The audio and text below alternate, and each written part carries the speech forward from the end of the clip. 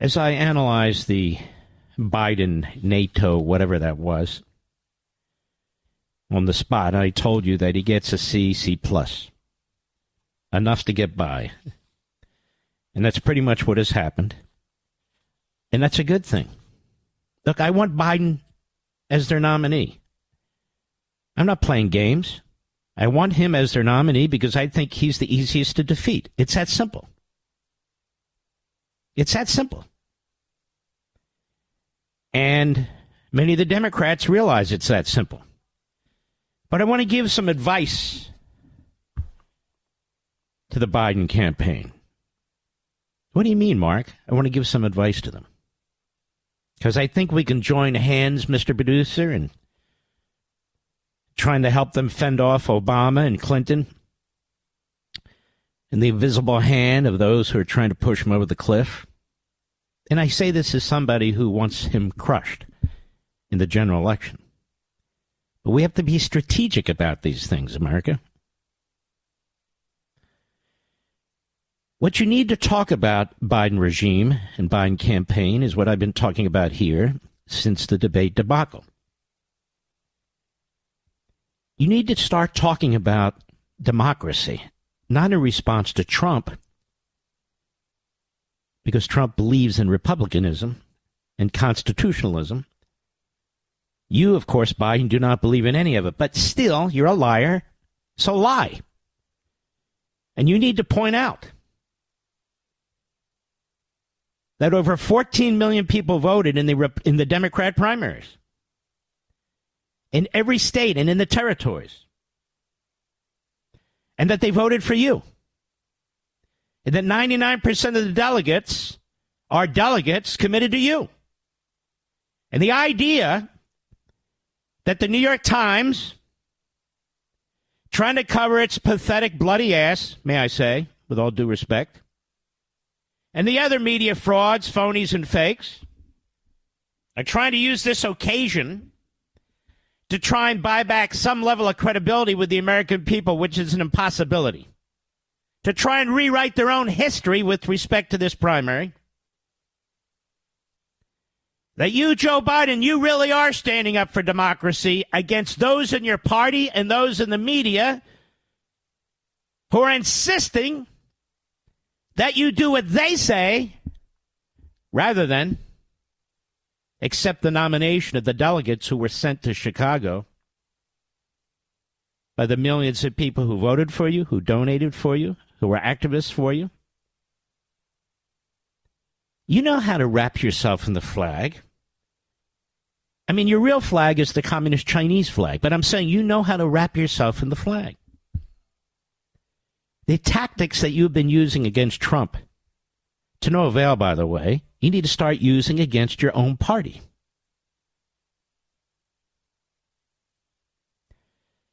Now, I've been saying here behind this microphone now, it's been a little over 2 weeks since this debate, if you can believe it, that the Democrat Party cares about the party and its power, not the country. That when you read the columnists and the editorials and when you listen to their mouthpieces, it becomes abundantly clear. My brothers and sisters in Fox are finally picking up that point, and I'm glad they are. My brothers and sisters in Talk Radio are finally picking up on this point, and I'm glad they are. Better late than never. But it's very, very important. They're not saying things like, what's best for the country? What's best for them? What's best for these senators in these marginal states, these congressmen in these red districts who are Democrats? They need to hold on. He's going to kill the whole ticket. They don't talk about Biden killing the whole country. It's not as if Biden is up against a really top-notch brain trust in the Clintons and the Obamas. They're really not that smart. Neither is Hakeem Jeffries. Schumer is literally an idiot.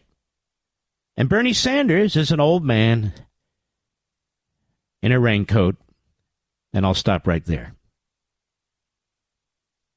Now, of course, Biden has dementia. His son is a creep, and his wife is power hungry. they know how to do this? They're autocrats.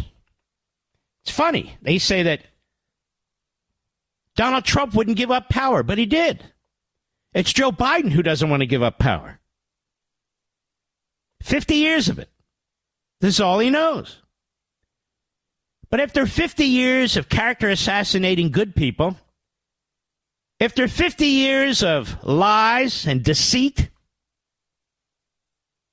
after 50 years of propaganda and demagoguery, he knows how to do this. He just needs to aim it at the right targets.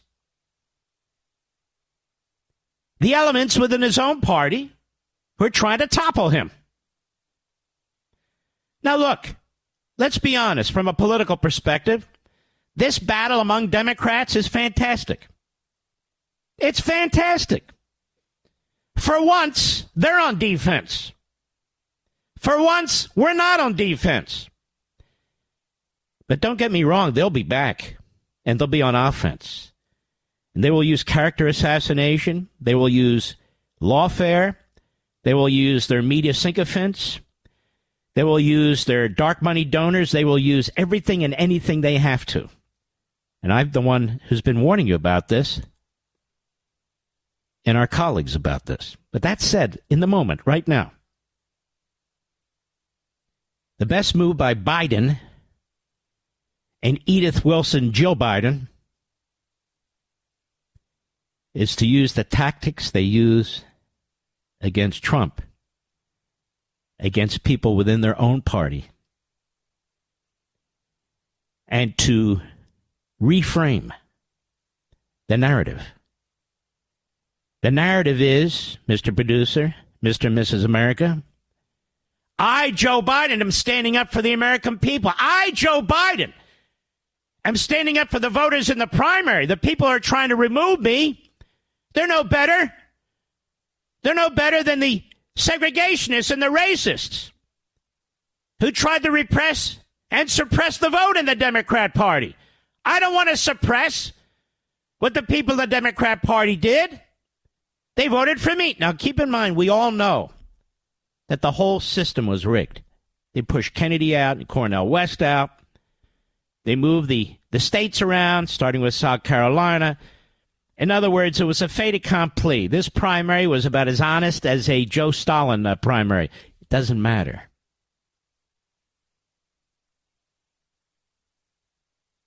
Biden should wrap himself in democracy. It's not going to work against Trump because the truth is that Biden is as fascistic as any president we've ever seen in American history. I'm not talking about Biden versus Trump. I'm talking about Biden versus Obama, Biden versus Clinton, Biden versus them.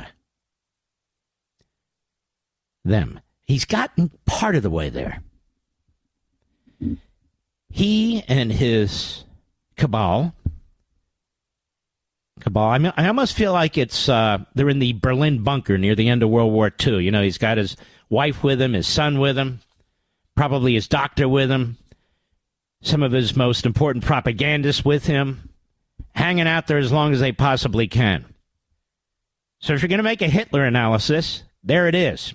No, I'm not calling him Hitler. I'm talking about the bunker mentality in Berlin. But Joe's not going to take a cyanide pill.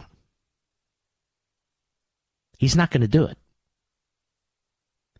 He's a stubborn old bastard.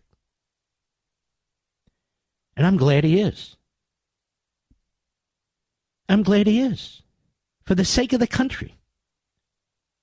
For the sake of the country. I want them to keep fighting. For the sake of the country. I want him to be the nominee. Because he'll lose, in my humble opinion. Look, it's not a guarantee.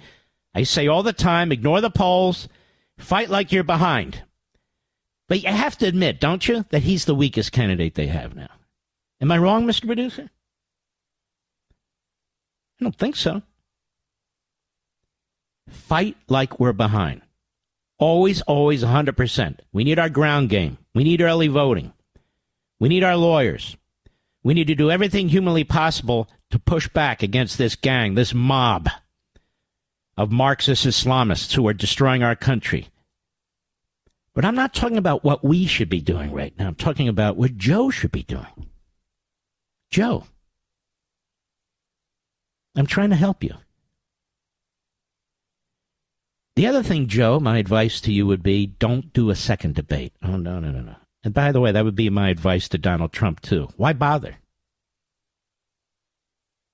Can't do any better than he did last time, and Joe can't do any worse than he did last time, unless his false teeth fall out of his head and his pants drop. Other than that, I mean, how much worse can he do? Take the win. But that for another day.